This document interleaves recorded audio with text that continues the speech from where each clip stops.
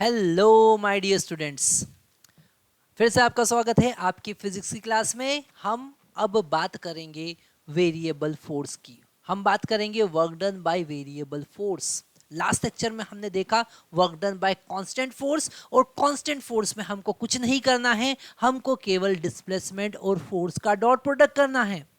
पर यहां पर हम बात करेंगे work done by variable force. Okay, तो बड़ा इंटरेस्टिंग कॉन्सेप्ट हम यहां पर देखने वाले हैं, work done by variable force. Okay,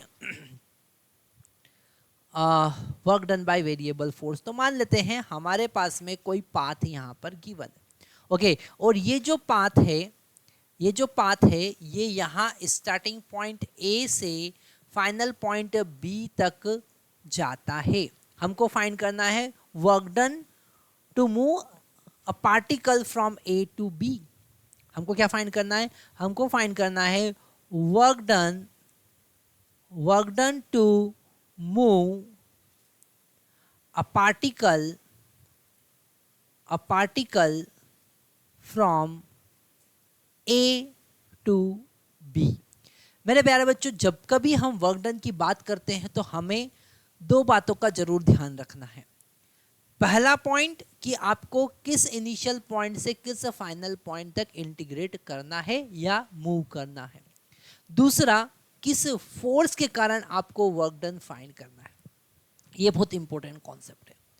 आपको यह पता होना चाहिए कि कौन सा फोर्स और किस फोर्स के कारण आपको वर्क डन फाइंड करना है। तो मान लेते हैं हमारे पास में एक फोर्स है। ओके, किसी पर्टिकुलर पॉइंट पर ये जो फोर्स है एफ फोर्स, पर्टिकुलर पॉइंट पर जो एफ फोर्स है, ओके, ये एक डिफरेंशियल डिस्प्लेसमेंट के साथ, this is differential displacement, this D R is very small displacement is called as a differential displacement। इसको हम क्या कहेंगे? डिफरेंशियल डिस्प्लेसमेंट कहेंगे। ध्यान से समझना आपको, differential displacement. Okay, very small, infinitely small displacement. तो अब इस पॉइंट पर एफ फोर्स लग रहा है और इस पॉइंट पर डिफरेंशियल डिस्प्लेसमेंट, अगर आपको ये डिफरेंशियल डिस्प्लेसमेंट सही से नहीं दिख रहा है तो हम इसको रब करके दूसरे कलर से बना लेते हैं। तो यहाँ पर ये जो डिफरेंशियल डिस्प्लेसमेंट है डी आर वेक्टर, ओके, ये इनफाइनाइटली स्मॉल डिस्प्लेसमेंट है, और इस डिफरेंशियल डिस्प्लेसमेंट के कारण जो डिफरेंशियल वर्क डन होगा, डिफरेंशियल वर्क डन होगा, उसको हमने लिखा डी डब्ल्यू, और वो होगा F dot D are vector, F vector dot D are vector. अब यहाँ पर हर एक पॉइंट पर ये फोर्स अलग अलग है। ये पाथ का डायरेक्शन भी वेरी कर रहा है जैसा हमको यहाँ पर दिख रहा है, और फोर्स का मैग्नीट्यूड, उसका डायरेक्शन भी वेरी कर रहा है। तो हमें यहाँ पर डिफरेंशियल वर्क डन को इंटीग्रेट करना पड़ेगा। अगर आपको टोटल वर्क डन फाइंड करना है तो ये जो डिफरेंशियल वर्क डन है, that is F dot D R, इसको आप इनिशियल पॉइंट ए से फाइनल पॉइंट बी तक इंटीग्रेट करेंगे, और यही फार्मूला है to find the work done by variable force. Okay, यहाँ पर यही कॉन्सेप्ट हम यूज करेंगे। ओके, तो हमें वेरिएबल फोर्स के कारण वर्क डन फाइंड करने के लिए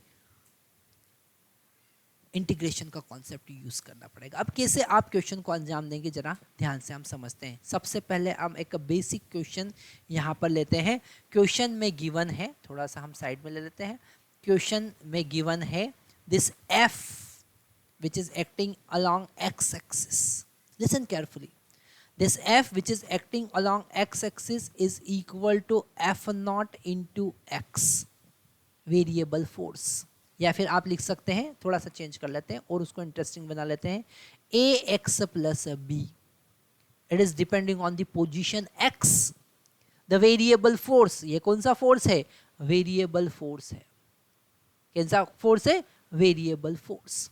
So this work done by F we have to find, this F is acting on the particle is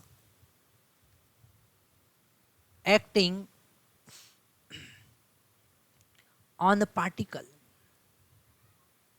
acting on the particle so that particle displays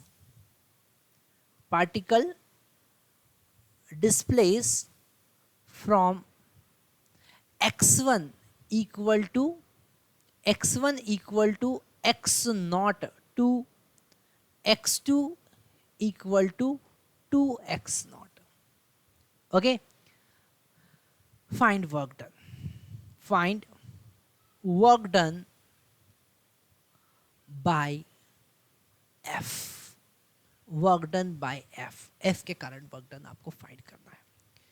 तो हम यहाँ पर हमको पता है कि this work done, this force is variable और x axis में लग रहा है. किस डायरेक्शन में लग रहा है? एक्स एक्सिस की डायरेक्शन में लग रहा है. ओके, तो यहाँ पर हम लिखेंगे this W is equal to integration from x1 to x2 f into D X, क्योंकि x डायरेक्शन में है. तो हम लिखेंगे यहाँ पर work done from x1 that is equal to x not to x2 that is equal to 2x not, और integrate किसको करना है? इस f को इंटीग्रेट करना, that is ax plus b into D X. Okay, अब अगर हम इसको इंटीग्रेट करेंगे तो a एज इट इज और x का इंटीग्रेशन हो जाएगा एक्स स्क्वायर बाई 2. अगर आपको इंटीग्रेशन नहीं पता है तो आपको बेसिक मैथमेटिक्स वाले जो हमने वीडियो बनाए हैं वो ध्यान से देखना पड़ेंगे. प्लस b और x, यहाँ पर 1 है, 1 का इंटीग्रेशन x होगा और यहाँ पर आपको लिमिट पुट करना पड़ेगी x not to 2x not, है ना. पहले हम अपर लिमिट पुट करेंगे फिर लोअर लिमिट पुट करेंगे. तो w इज इक्वल टू हमारे पास में आया a into 2x not whole square minus x not square divided by 2 plus b into 2x not minus x not, upper limit minus lower limit. तो ये हो जाएगा 4 minus x not कितना हो जाएगा बताइए जरा? ये हो जाएगा 3x नॉट स्क्वायर. तो हम लिखेंगे 3x not square into a divided by 2 और ये हो जाएगा b इंटू एक्स नॉट. तो ये हमारा आंसर आया. ओके, ये हमारा आंसर आया. हमने यहां पर देखा कि वेरिएबल अगर फोर्स होता है तो वर्क डन कैसे फाइंड करते हैं. वेरिएबल फोर्स होता है तो वर्क डन कैसे फाइंड करते हैं, और हम आगे बड़े इंटरेस्टिंग क्वेश्चन कॉन्सेप्ट देखने वाले हैं. हम बात कर रहे हैं work done by variable force. Okay, हमने यहां पर देखा अगर work done by variable force W आपको फाइंड करना है, अगर यहाँ पर W आपको फाइंड करना है, W आपको फाइंड करना है तो W is equal to integration from R1 vector to R2 vector. क्योंकि हमने यहाँ पर जो पाथ कंसिडर किया था उसमें जो A पॉइंट था उसका पोजीशन वेक्टर R1 हमने कंसिडर किया और जो फाइनल पॉइंट है उसका पोजीशन वेक्टर हमने R2 कंसिडर किया. तो R1 वेक्टर से R2 वेक्टर आपको वेक्टर F को डिफरेंशिएट करना है विथ रिस्पेक्ट टू dr. अब यहाँ पर जो फोर्स था वो तो एक पर्टिकुलर डायरेक्शन में था. लास्ट क्वेश्चन में जो हमने देखा, अगर वेरिएबल है तो क्या करेंगे? तो सबसे पहले हम dr को समझते हैं डिफरेंशियल डिस्प्लेसमेंट. dr क्या है? Differential displacement. और इसको आप क्या लिख सकते हैं? Differential displacement in x direction, differential displacement in y direction plus differential displacement in z direction. Okay, that is the differential displacement. और हमको पता है फोर्स एक वेक्टर फॉर्म में हम लिख सकते हैं एफ एक्स इंटू आई के प्लस एफ वाई इंटू जे के प्लस एफ जेड इंटू के के. ओके, और दोनों का डॉट प्रोडक्ट करेंगे तो F vector dot D are vector हम लिख सकते हैं क्या? हमको पता है x में x का मल्टीप्लाई करना, y में y का मल्टीप्लाई और z में z का मल्टीप्लाई हमको करना है. तो हम लिखेंगे f of x D X plus F of y D Y plus F of z D Z.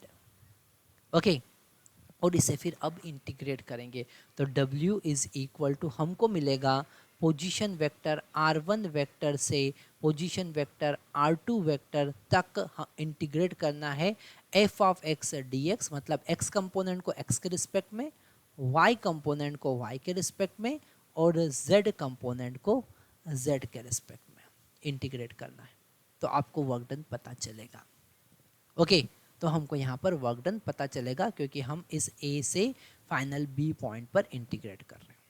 ठीक है, यहाँ पर डिफरेंशियल डिस्प्लेसमेंट आपको समझ में आया होगा, x डायरेक्शन में, y डायरेक्शन में और z डायरेक्शन में डिफरेंशियल डिस्प्लेसमेंट। ये बड़ा इंटरेस्टिंग कॉन्सेप्ट है और बड़ा इंपॉर्टेंट कॉन्सेप्ट है जो हम आपको यहाँ पर बता रहे हैं। एक क्वेश्चन हम करते हैं तो हमको और हमारे कॉन्सेप्ट क्लियर होंगे। ओके, क्वेश्चन में गिवन है this f vector is equal to X I cap plus Y square J cap, ये क्वेश्चन गिवन है। ओके और यहाँ पर क्लियरली गिवन है this is the variable force. Clearly हमको समझ में आ रहा है कि ये वेरिएबल फोर्स है। हमको फाइंड करना है, फाइंड वर्क डन